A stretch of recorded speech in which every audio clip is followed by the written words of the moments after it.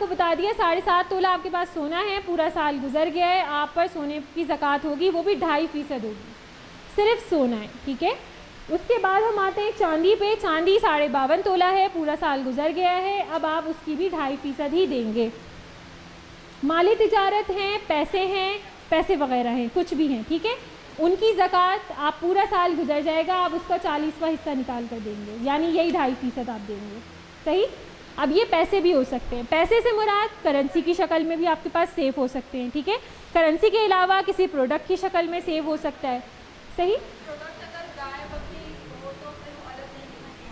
वही अभी नेक्स्ट वाले पे वही समझा रही हूँ। अब ये जो सवाइम लिखवाए थे ना जानवर, इनके अंदर 2 सिचुएशंस हैं, 2।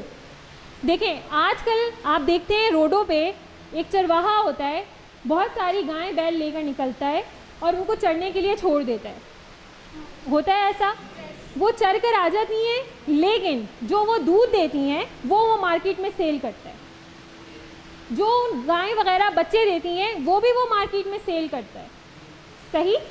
ऐसा जानवर जिसने खाना खुद खाया हो और आप उसके दूध से पैसे हासिल कर रहे हैं, तो अब आप वहाँ पर ज़कात देंगे।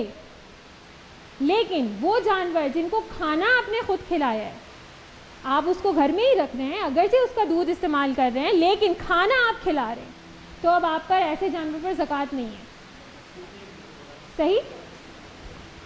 ये शरीयत ने आपको रिलीफ दिया है जी।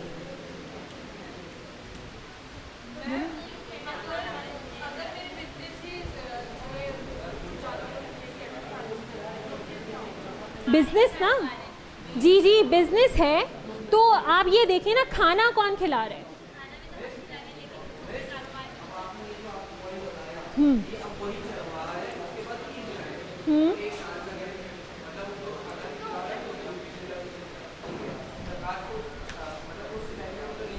उस सिनेरियो में नहीं आ रही, लेकिन अब वो माली तिजारत तो बन गया है, अब उसके दूध बेच रहा है, उससे पैसे तो आ रहे हैं, तिजारत तो हो रही है ना। जहाँ तिजारत शुरू हो गई, जहाँ आपके इंटरेस्ट किसी दूसरे के इंटरेस्ट से मिल गए, वहाँ पर समझे ज़कात आ रही है।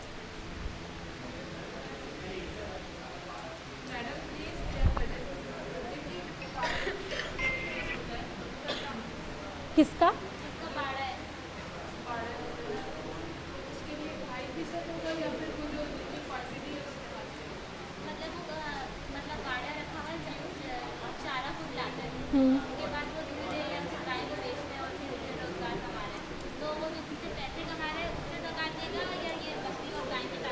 जो पैसे आ रहे हैं ना, अब उनकी ज़कात जाएगी, माले तिजारत की ज़कात जाएगी, ठीक है जी।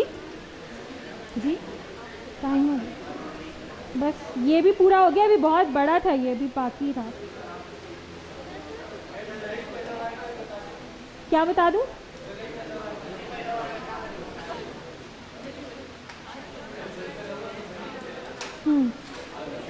जी, ज़मीन की पैदा, ये भी सुन लें, जो ज़मीन की पैदावार है उसमें भी सेम यही 2 छूटें हैं।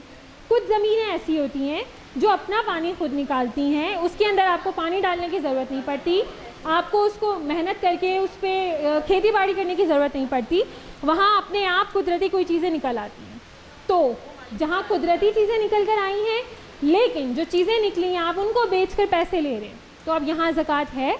लेकिन एक ऐसी ज़मीन है जिसके लिए पानी आपको दूर दूर से लाना पड़ रहा है, आपको मशीनें खुद चलानी पड़ रही हैं, आपको ये वाली मेहनत करनी पड़ रही है, तो ज़मीन के मुताबिक ज़कात नहीं है। लेकिन जो पैसे आ रहे हैं, अब आप क्योंकि उसकी चीज़ें निकाल कर बेचेंगे, तो अब जो पैसे आ रहे हैं वो माले तिजारत के ज़िम्मन में आ जाएंगे और अब उस पैसों की ज़कात देंगे आप, सही।